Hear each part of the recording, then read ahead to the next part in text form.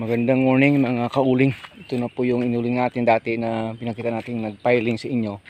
Yan po, natapos na ito kahapon na bake na siya.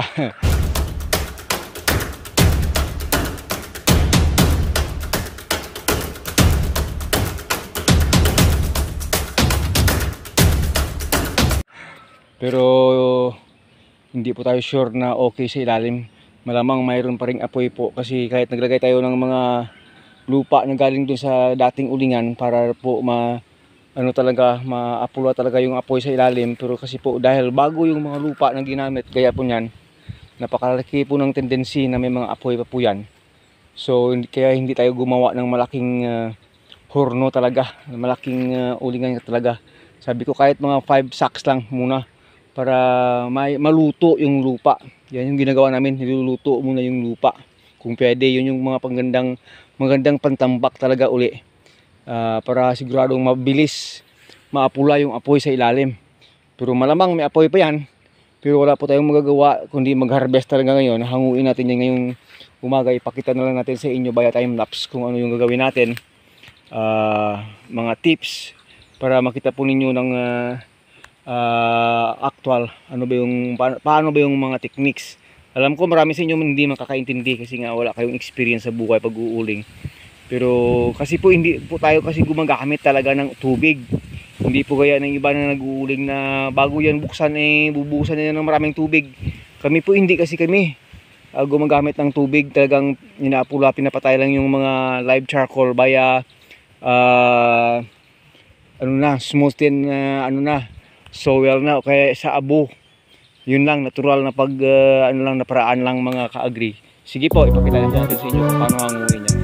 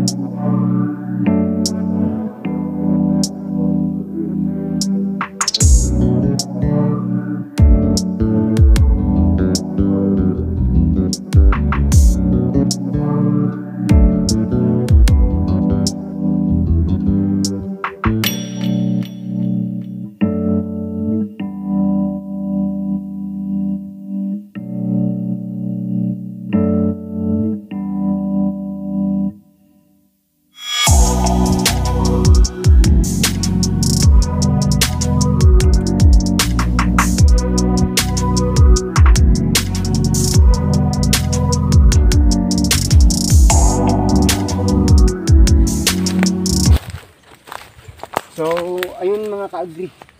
Kung napapansin po ninyo, maraming mga kahoy na hindi po nakain ng apoy.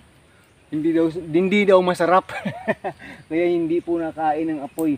Ibig sabihin po nan, kulang po ng exhaust doon sa banda doon, na hindi po naabot talaga ng apoy na maubos na maging uling. Kasi po hindi na rin po tayo pwedeng maglagay ng maraming exhaust po. Kasi nga po yung lupa natin ay bago, kahit makapal na po yung tambak natin, kahit saang area po lumalabas yung usok, hindi na sa exhaust dumadaan. Kaya yung tawag doon yung principle po ng apoy ay paakyat yan paakyat. Imbis na nagagapang siya papunta doon sa exhaust sa ilalim, hindi niya nagawa kasi yung lupa natin ay bago, kahit makapal yung tambak, hindi po makapagkuhan yung heat, hindi po makapagpunta ng pagapang. Yung heat talaga, paakyat talaga kasi nga maraming daanan yung usok papunta ng itaas. Kaya napapansin niyo hindi po nakain ng apoy, ng bilog. Maraming hindi na uling. Pero hindi po ibig sabihin ganyan ay tawag doon sayang, hindi po. Hindi po siya sayang kasi pwede siyang mauling ulit. Yung problema po pag naabo, yun yung problema. Bakit ba nagiging abo yung uling? Yun po pag nagkaroon po ng mga malalaking butas na pinabayaan lang, yan po, na umuusbong yung grabe ang apoy, talagang maging abo yung uling. Pero ito po, successful pa rin siya. Kasi po, na-expect na po natin na pwedeng mangyaring ganito, kasi nga po, bago yung lupa. Kahit na naglagay po tayo ng lumang lupa mula doon sa dati nating ulingan, pero iba pa rin po talaga kasi yung lupa po kasi pag bago hindi po siya pulverized, malaki yung yung chances na hindi natin makontain ng maganda yung usok at ng apoy. So yung ginagawa po natin, pinapa-cool down po natin muna siya kasi yung iba din may apoy pa bago po siya ilagay sa sako para sure po na hindi na siya mainit. Ganito na po siya talaga. Ganito na po talaga. Kasi pag mabilisan natin ilagay kaganyan sa sako, pwede po siyang mayroong konting apoy lang dyan ay mag-i-ignite po siya muli. Eh sayang, magiging abo na rin siya. Kaya po dito makikita ko mayroong apoy na konti dito. So, may apoy yan dyan. So yung ginagawa natin, hindi po natin siya binabasa ng tubig. Yung ginagawa po natin, tinatambakan natin siya ng lupa. Kung posibleng abo na lupa, mas mabilisan nang mamatay yung apoy. Yan lang yung ginagawa natin, hinayaan lang yan hanggang sa mamatay. Hindi po natin siya binabasa ng tubig gaya ng pong ginagawa ng ibang mga uuling. So, lesson po nito, next pag okay na yung lupa niya, kasi po halfly cook na yung lupa, mas mabilis natin makontain yung apoy sa susunod mga kauling.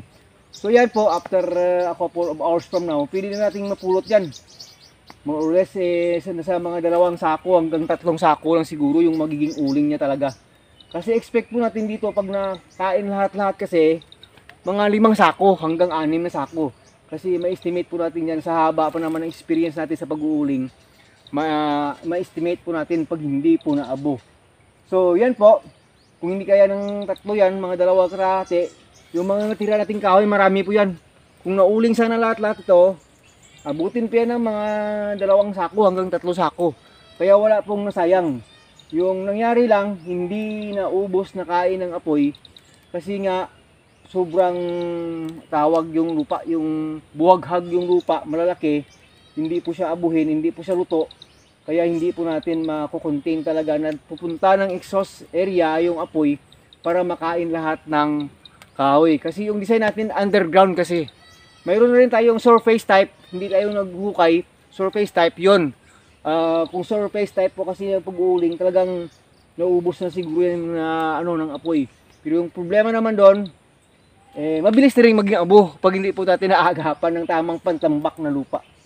So yung pinaka maganda po pag nag-uuling po tayo dun sa mga area na mabuhangin ang lupa, yun, mabuhangin.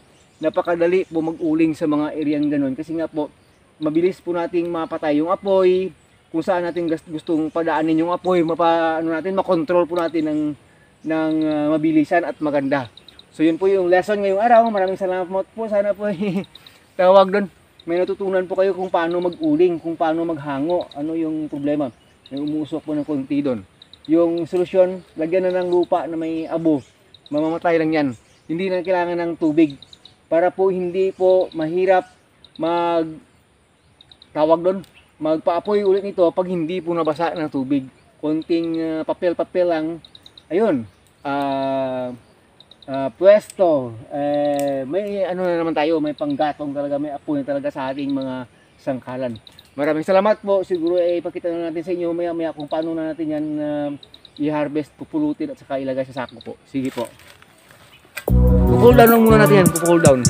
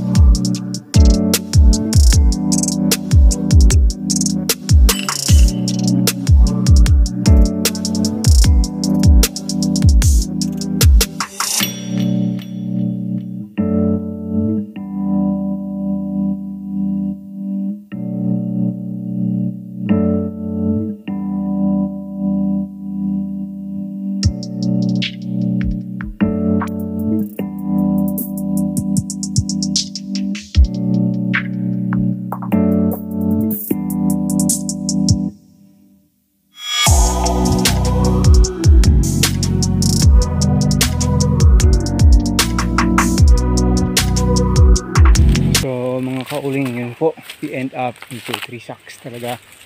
Ibig po sabihin tama yung estimate natin kasi yung mga natirang mga hindi na ubos ng apoy talaga more or less 2 sacks yan. More than 2 sacks po ito. Marami po ito. Yan po. Mga malalaki pa naman po yan. So marahil eksakto yung estimate natin. Kasi po napuno natin yung 3 sako. Estimate natin ito kasi 5 to 6 lang na So ayan, uulingin na natin ulit yan. Hindi naman sayang yan. Ang problema po kung naging abo. So yan po, maraming salamat po. Sana po ay may natutunan po tayo dyan sa pag-uuling. Yung sa mga mahilig dyan sa mag-uling sa mga probinsya po. Bye bye na!